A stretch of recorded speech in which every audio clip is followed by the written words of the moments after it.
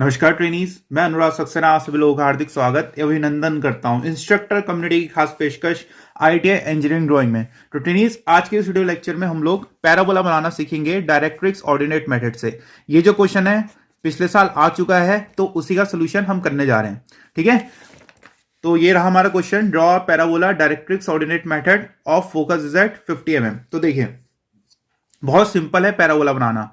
Parabola हो गया, आपके रिवेट हेड्स हो गए, ये ऐसे टॉपिक हैं जो बहुत सिंपल हैं और इनमें आप आसानी से नंबर प्राप्त कर सकते हैं। ठीक है, स्केल्स हो गए, ये काफी सिंपल टॉपिक्स हैं, तो इन्हें आप जरूर प्रिपेयर करके जाइए।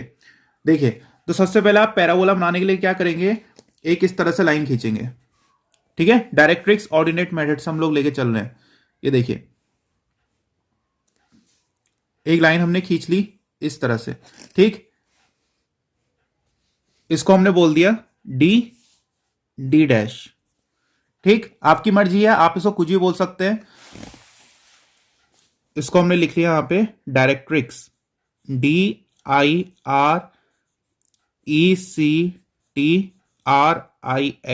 डायरेक्ट्रिक्स। इस लाइन का नाम होता है डायरेक्ट्रिक्स, इसलिए हमने यहां पे लिख दिया डायरेक्ट्रिक्स और डी डी डैश से इसको शो कर दिया। ठीक, उसके बाद आपने क्या करना है, इसकी एक्सिस लाइन खींचनी है। जो हमारा पैराबोला बनेगा उसकी एक एक्सिस लाइन खींचनी है। तो आपको चाहिए कि आप क्या करें, वो इस लाइन के एकदम परपेंडिकुलर होनी चाहिए। ठीक है, जनरली जिनके हाथ में प्रैक्टिस है वो सीधे सीधे भी खींच सकते हैं, मगर कोशिश करें कि परपेंडिकुलर हो। इसलिए यहां पे आप चांदे का प्रयोग कर सकते हैं और इसको रख के एकदम यहां से 90 डिग्री पे ले लें। ठीक है, तो इस लाइन से 90 डिग्री पे हमने दूसरी लाइन खींच ली। अब ये लाइन क्या है, एक्सिस है। तो एक्सिस जनरली क्या होती है, सेंटर लाइन से दिखाई जाती है। सेंटर लाइन का मतलब एक बड़ा डैश एक छोटा डैश। ये जो आपका नीमी की बुक में जो आपका पूरा मेथड दिया है, मैं उससे लेके क्वेश्चन चल रहा हूं। ठीक है, सेम टू सेम वैसे ही हम बनाने की कोशिश करेंगे। तो देखिए, ये होगी आपकी एक्सिस लाइन। उसके बाद क्वेश्चन में हमको क्या दिखा है, ध्यान से क्वेश्चन में देखिए। क्वेश्चन हमसे कह रहा है directrix ordinate method, focus is at 50 mm। तो ये लाइन हमारी क्या कहती है, डायरेक्ट्रिक्स कहलाती है। डायरेक्ट्रिक्स हमने बना ली। ठीक, ये हमारी एक्सिस हो गई। अब उसने कहा कि फोकस है 50 mm पे। अब आपने क्या करना है, ये मेथड आपका कॉमन रहेगा। ठीक है, पैराबोला में ये मेथड आपका क्वेश्चन कॉमन रहेगा। भले आपका फोकस कुछ भी कर दे, मगर इतना पोर्शन आपने सब में सेम रखना है। आपने चेंजेस कहां से करना है, यहां से करना है। अब हमको फोकस क्या दिया है, 50 mm पे दिया है। तो अब हम क्या करेंगे, इस वाले पॉइंट से 50 mm मेजर कर लेंगे। तो ये आ गया हमारा 50 mm यहां पे। ठीक, तो यहां पे हो गया हमारा फोकस पॉइंट, हमने यहां पे लिख लिया F। जो भी काम होगा इसी फोकस से होता है। अब देखिए, अब जो हमारा पैराबोला होता है उसकी इसेंट्रिसिटी 1 होती है। उसका मतलब यह है कि आपने फोकस और डायरेक्ट्रिक्स के बीच में मिड पॉइंट लेना है। अब जैसे यहां से यहां तक की दूरी कितनी है, 50 mm है, तो इसका मिड पॉइंट कहां पे होगा, 25 mm पे होगा। ठीक, 50 का आधा 25। अगर क्वेश्चन में कुछ चेंज है, मान लीजिए यहां की दूरी 60 होती तो ये 30 पे आ जाता। अभी कितना है, 50 mm है, इसलिए इसका मिड पॉइंट आ गया 25 mm पे। ठीक है, इसको हमने लिख लिया V, ये हमारा वर्टेक्स पॉइंट होता है V। ठीक, अब देखिए, उसके बाद आपने क्या करना है, इस तरह से वर्टेक्स में लाइन खींचने एकदम सीधी। ठीक है, इसका कोई मेजरमेंट नहीं है, आप कितने भी खींच सकते हैं। ठीक है, उसके बाद देखिए, उसके बाद हमने क्या करना है, वर्टेक्स से राइट साइड में इक्वल डिस्टेंस में कुछ पॉइंट्स लेने हैं। कितने पॉइंट्स लेने हैं, डीमी की बुक में आप जनरली 7 ले सकते हैं। ठीक है, यहां से हम 7 पॉइंट्स लगाएंगे, 1 पे 2 3 4 5 6 और 7। ठीक, ये कितनी दूरी पे, ये 10 mm पे हमने ले लिए 7 पॉइंट्स इक्वल डिस्टेंस में। ठीक है, 10 mm करके 7 हमने पॉइंट्स इसमें लगा लिए। उसके बाद हम क्या करेंगे, जो ये पॉइंट्स है इनमें भी सीधी लाइंस ऊपर की तरफ वो खींच देंगे।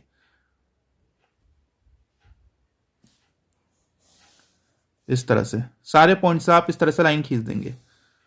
ठीक है, अब ये लाइन कितनी ऊपर नीचे लेनी है इसका कोई स्पेसिफिकेशन नहीं होता है, बस आप इसको खींच लीजिए। कम बढ़ती होगी तो हम आगे आके उसको ठीक कर लेंगे उसी तरह से फोकस पे।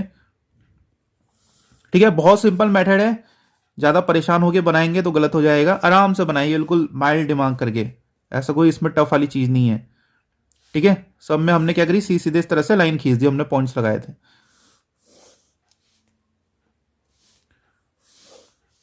ये हो गया हमारे 7 पॉइंट्स। ठीक, अब इन पॉइंट्स को हम नाम दे देते हैं। ये हो गया पहला पॉइंट, ये हो गया दूसरा, तीसरा, चौथा, पांचवा, छठा और सातवां।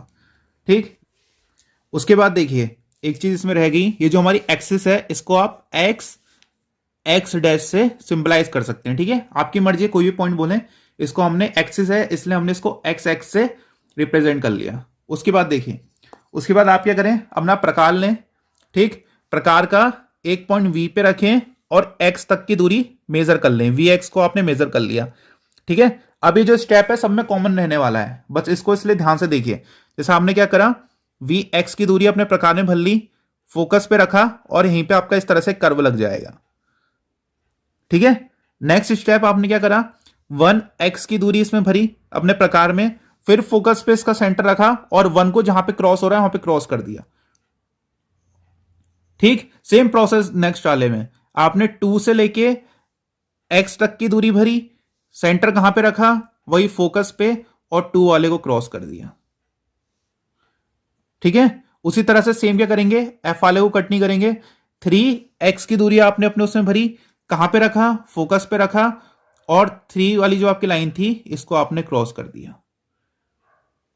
अब क्या करेंगे, सेम प्रोसेस, 4 से x तक की दूरी को लेंगे। ठीक है, सेंटर कहां पे रहेगा, वही फोकस पे रहेगा, और जहां पे भी कट हो रहा होगा इस तरह से क्रॉस कर लेंगे। ठीक है, लाइन आपकी छोटी पड़ रही है कहीं पे तो चिंता मत करिए, उसको आप बढ़ा सकते हैं। जैसे यहाँ पे अभी देखिए हमारी लाइन छोटी पड़ी है, उसको ऊपर एक्सटेंड कर देंगे, कोई दिक्कत वाली बात नहीं है। उस तरह से 5x को हमने मेजर किया, हमने प्रकार में f पे रखा और इस तरह से इसमें क्रॉस मार लिया।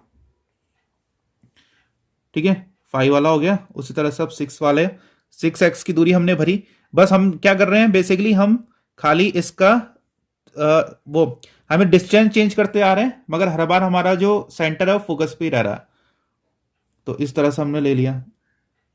ठीक है, उसी तरह से 7x की दूरी हमने भरी, ये सेंटर फिर कहाँ रहेगा, फोकस पे रहेगा, और इस तरह से हमने मार लिया। ठीक, अब ये जो पॉइंट्स हमारे लाइन छोटी पड़ रही थी इनको हम ऊपर मिला देंगे इन पॉइंट से, जिससे इंटरसेक्ट कर जाए। ठीक है, इन्हें आगे बढ़ा दीजिए इस तरह से, अगर ये मीट नहीं कर रही हैं। अगर मीट कर रही हैं तो कोई दिक्कत नहीं है। ये हमने इनको ऊपर मिला लिया इस तरह से। ठीक है, एक ये भी है।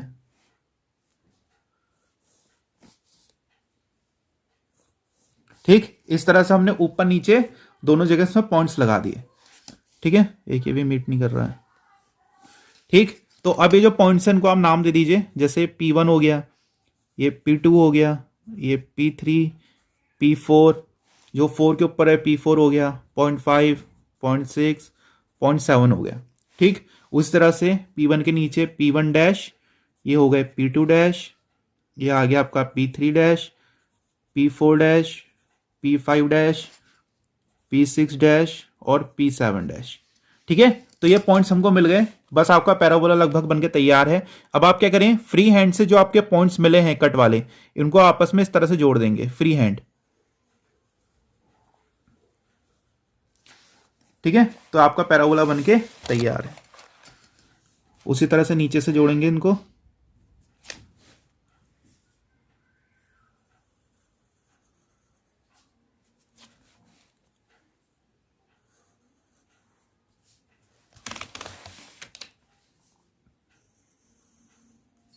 ठीक है, तो हमारा पैराबोला बनके तैयार है। अब हमने क्या करना है, अब इसका थोड़े बहुत डायमेंशनिंग है वो आप जरूर करके आए। जैसे फोकस तक की दूरी हम रिप्रेजेंट कर देते हैं, जो हमारी 50 mm थी। तो ये था हमारा 50 mm।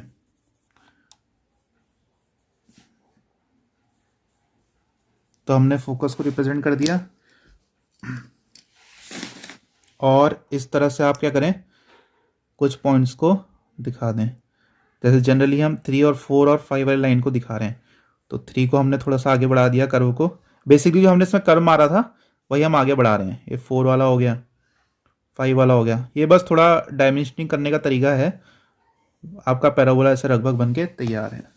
ठीक, तो फोकस से हमने क्या किया, इस तरह से इसमें लाइनें दिखा दी।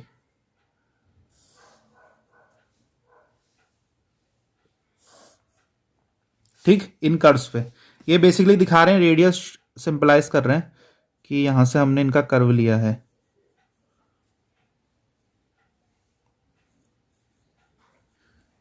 ठीक है, तो ये जो दूरी थी हमारी, ये हमने ली थी, ये कौन से पॉइंट पे है, ये 3 वाले कर्व पे है। तो 3 वाले पे कहाँ की क्या दूरी ली थी हमने, x3 ली थी।